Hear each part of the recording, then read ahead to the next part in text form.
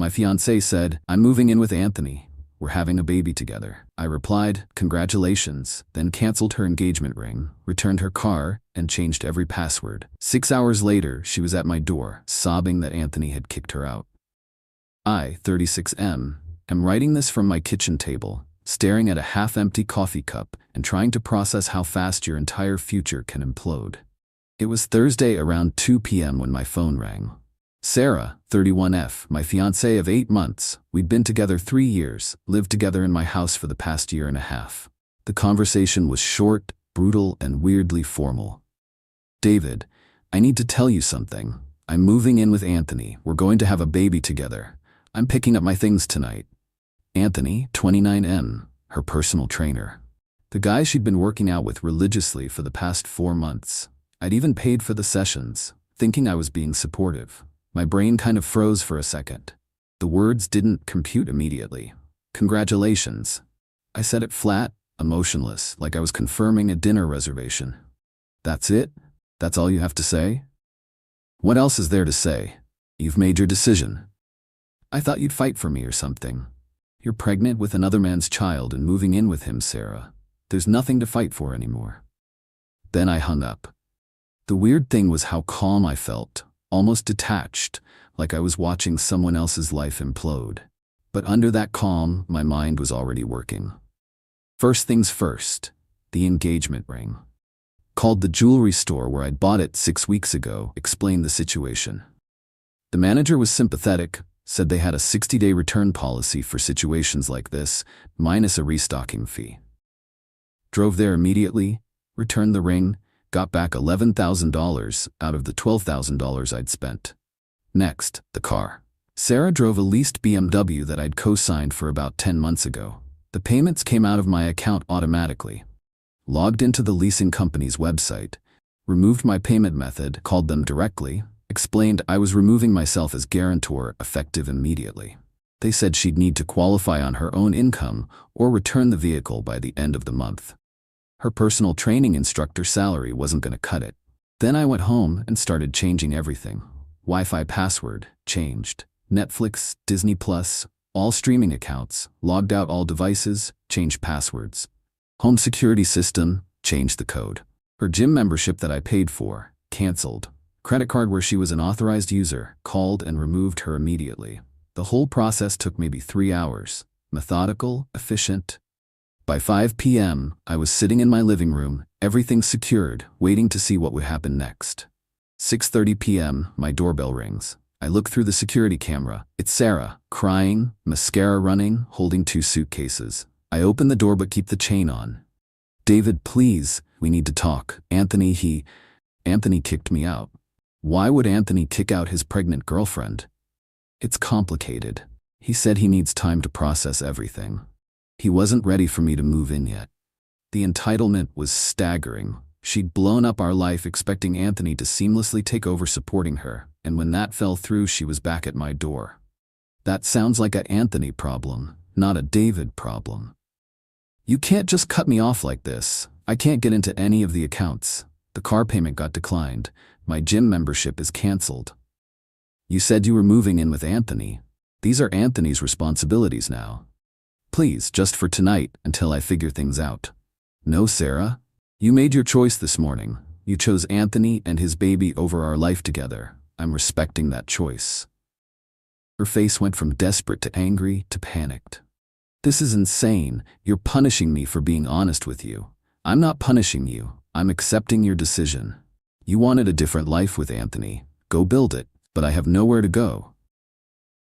You have Anthony. You have family, you have friends. Figure it out." I closed the door and turned the deadbolt.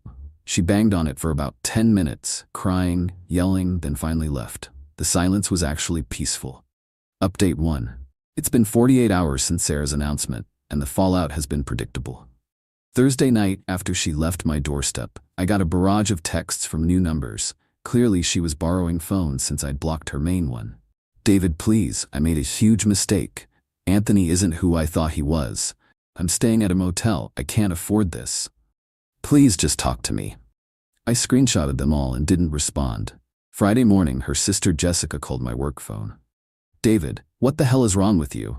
Sarah is devastated. She's practically homeless. Sarah announced she was moving in with Anthony and having his baby. I respected her decision. She made a mistake. Anthony turned out to be a complete asshole. He basically used her and threw her away. That's unfortunate, but it's not my problem to solve. She needs help. She has nowhere to go. She has family. She has friends. She has Anthony, who's the father of her child. Anthony wants nothing to do with her now. Again, not my problem. She chose him over me. You're being cruel. I'm being realistic. She ended our relationship to be with someone else. I'm not a backup plan. Hung up, blocked that number too. Friday afternoon, Sarah's mom called. That was fun. David, I'm ashamed of you. Sarah's pregnant and you threw her out like garbage. Linda, Sarah announced she was leaving me for another man and having his baby. I didn't throw her out. She left. But she changed her mind. She realized she made a mistake. She realized Anthony wasn't going to support her like I did. That's not changing her mind. That's facing consequences. She needs stability right now. She's carrying a child. Anthony's responsibility. You're heartless. I'm practical. Your daughter chose someone else. I'm respecting that choice. The best part? I found out through a mutual friend that Anthony didn't just kick Sarah out. He's apparently married. Has been the whole time. His wife found out about the affair and the pregnancy, and Anthony immediately cut all contact with Sarah to save his marriage. So Sarah didn't just lose her fiancé and her comfortable life with me. She lost her affair partner too. And she's pregnant with a married man's baby who wants nothing to do with her. The hits keep coming. Got a call from the BMW dealership today. Sarah apparently went there trying to explain the situation, hoping they'd work with her. They told her exactly what I already knew. Without a co-signer with good credit, she doesn't qualify for the lease. She has until the end of the month to return the car or face repossession. She's been posting cryptic things on social media about learning who people really are and fake love. A few mutual friends have reached out asking what happened. I tell them the simple truth. She left me for someone else. It didn't work out, and now she's dealing with the consequences. Most people get it. The ones who don't weren't really my friends anyway. Spent the weekend cleaning out the last of her stuff from the house, things she didn't grab in her rushed packing Thursday night. Boxed it all up, labeled it clearly. If she wants it, she can arrange pickup. I'm not delivering anything. The house feels different now. Quieter, but in a good way. No more walking on eggshells wondering if she's texting Anthony. No more paying for gym sessions with her trainer. No more subsidizing a lifestyle for someone who was planning to leave me for another man. Update 2. 1 week since the phone call that changed everything. The entitlement has reached new heights. Monday morning, I got a letter. Not an email, not a text, an actual certified letter from Sarah. She'd had it delivered to my workplace. The letter was 3 pages of handwritten drama about how I abandoned her in her time of need and how she never meant for things to happen this way.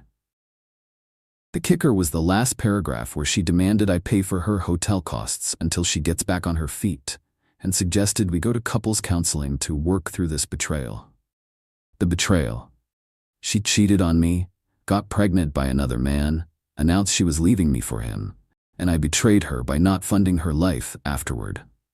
I showed it to my lawyer friend Tom over lunch. He laughed so hard he nearly choked on his sandwich. She wants you to pay her bills after she left you for another guy, and she called it your betrayal? Apparently I'm supposed to be her safety net indefinitely. Save this letter. If she escalates, this shows her mindset clearly. Tuesday, the financial reality hit her harder. Got a call from my bank. Sarah had tried to use the credit card I'd canceled. Multiple attempts at different stores. The bank flagged it as potential fraud until I explained the situation. Called the credit card company, confirmed she was no longer an authorized user, and asked them to note that any attempts to use the card were unauthorized.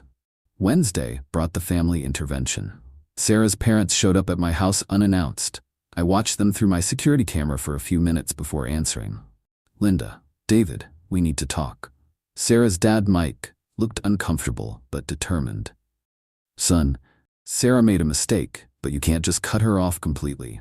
Mike, she didn't make a mistake. She made a calculated decision to leave me for another man. The fact that it didn't work out doesn't make it my responsibility. She's pregnant. She needs support. Anthony's baby. Anthony's support, or your support, not mine. Anthony is married. He was using her. That's something she should have figured out before cheating on me with him. Look, we know she messed up, but there's no but, Mike. She chose Anthony. I'm respecting that choice. She's made adult decisions. These are adult consequences.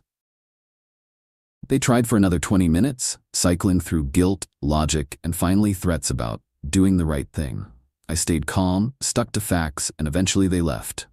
Thursday was when things got really pathetic. Sarah showed up at my gym, the one I still go to, not the fancy place where she met Anthony. She cornered me by the free weights. David, please just listen to me for 5 minutes. You have 3 minutes. Clock's ticking. I know I messed up. I know I hurt you, but I'm pregnant and scared and I don't know what to do. 2 minutes. Anthony lied to me about everything. He's married. He never intended to leave his wife. He just wanted to have an affair. I was so stupid. 1 minute. I miss you. I miss us. I know we can work through this if you just give me a chance. Time's up, Sarah. You didn't make a mistake. You made a choice. You chose to cheat with Anthony. You chose to get pregnant by him. You chose to leave me for him. The fact that he turned out to be exactly what everyone except you could see doesn't change any of that. But I love you. No, you love what I provided. Stability, financial security, someone to take care of you. Anthony offered excitement and adventure until reality hit. Now you want your safety net back. That's not true. You announced you were having another man's baby and moving in with him. Everything I did afterward was just accepting that reality. If Anthony had been everything you thought he was, you'd be happily setting up house with him right now. I grabbed my towel and headed for the exit. Find a new gym, Sarah. This one's mine. Got a text later that evening from Jessica. You're a heartless bastard. Sarah is sleeping in her car. My response, she chose Anthony. These are Anthony's consequences to manage. Block Jessica permanently. Final update. It's been 3 months since Sarah announced she was leaving me for Anthony. Time for the final chapter on this mess. The immediate aftermath of my last update saw Sarah's situation spiral quickly.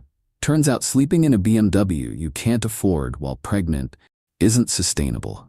She lasted about a week before the car got repossessed. I drove by the lot where they towed it, saw it sitting there with the dealer plates back on. Her parents finally stepped up, sort of. They let her move back into her childhood bedroom, but from what I've heard through mutual friends, it's been a disaster. Sarah expected them to provide the same lifestyle I had: eating out, shopping trips, entertainment budget. Instead, she got basic room and board and lectures about responsibility. The pregnancy itself became another complication.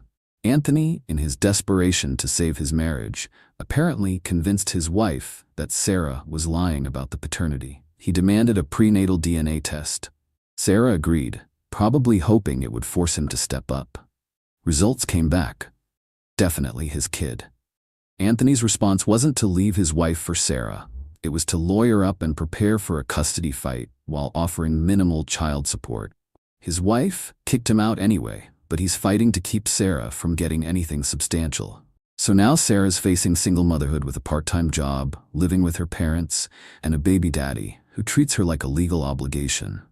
The best part happened about 6 weeks ago. I was at a coffee shop near my office when I spotted her across the street, very obviously pregnant now, struggling with grocery bags. For just a moment, I felt a flicker of something.